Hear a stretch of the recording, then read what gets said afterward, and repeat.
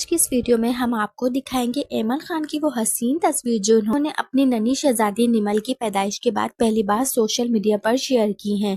जी हाँ, जैसा कि आप सब जानते हैं कि ऐमन खान अपनी दोनों बेटियों के बाद काफ़ी अरसा सोशल मीडिया से दूर रही थी, लेकिन इस बार इन्होंने अपने मोटापे और वेट लूज जर्नी के हवाले से सब फैंस के साथ खुलकर बात की है।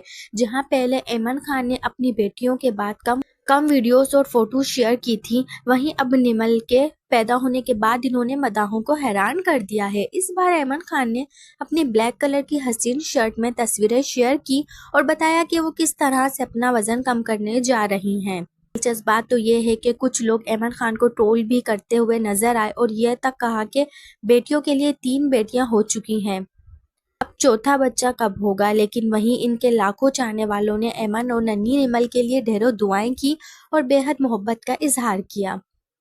ऐमन खान ने साफ कह दिया कि वो अपनी वेट लूज जर्नी इस बार मदाहों के साथ शेयर करेंगी कि सब इनकी मेहनत और टिप्स से फायदा उठा सकें। इन तस्वीर को देखने के बाद ना सिर्फ फैंस बल्कि शोबिस इंडस्ट्री की दीगर अदाकाराएं भी ऐमन खान की तारीफें करती हुई नजर आई।